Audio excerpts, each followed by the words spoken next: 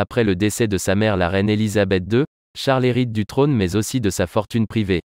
Il recevra ce patrimoine colossal sans avoir à s'acquitter de droits de succession, privilège réservé aux successions royales. Si rien n'oblige les monarques britanniques à révéler leurs finances privées, la reine était à la tête d'une fortune personnelle de 370 millions de livres en 2022, soit 425 millions d'euros au cours actuel, selon le Sunday Times, soit 5 millions de plus que l'année précédente. Le palais de Buckingham, résidence royale londonienne, et le château de Windsor, à une trentaine de kilomètres à l'ouest de la capitale, sont des propriétés de l'État, mais le château de Balmoral, villégiature d'été de la famille royale, et la résidence de Sandringham, où la famille royale célèbre traditionnellement les fêtes de fin d'année, étaient des propriétés de la monarque et seront léguées à Charles. La reine possédait aussi un important portefeuille d'actions et une collection royale de timbres dont la valeur est estimée à 100 millions de livres, selon les auteurs du classement Rich List 2021 du Times. La fortune de la reine vient s'ajouter à la fortune personnelle de Charles, estimée à 87 millions de livres par le site celebritynetworth.com.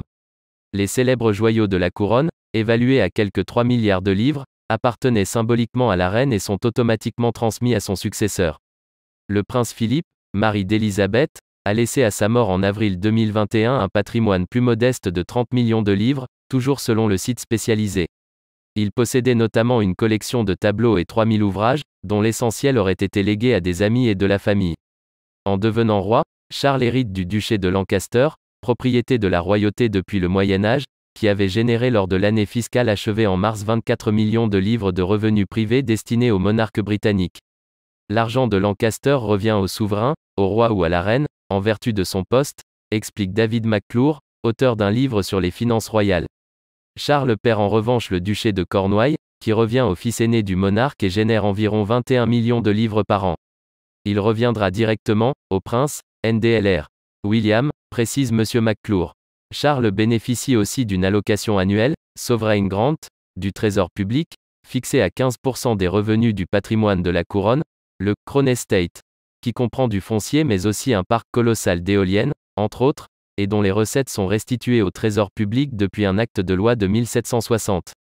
Cette allocation avait atteint 86,3 millions de livres pour 2021 à 2022, en tenant compte d'une rallonge substantielle pour la rénovation de Buckingham Palace accordée pour 10 ans, 34,5 millions de livres au titre de 2021 à 2022.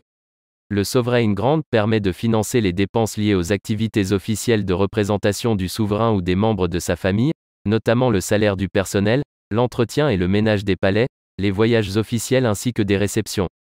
Si l'essentiel de la richesse de la reine est transmis à Charles sans droit de succession, c'est grâce à une exemption qui remonte à 1993 censée éviter que, si plusieurs monarques venaient à mourir à quelques années d'intervalle, le patrimoine du roi ou de la reine ne se volatilise, en étant réduit de 40% à chaque héritage.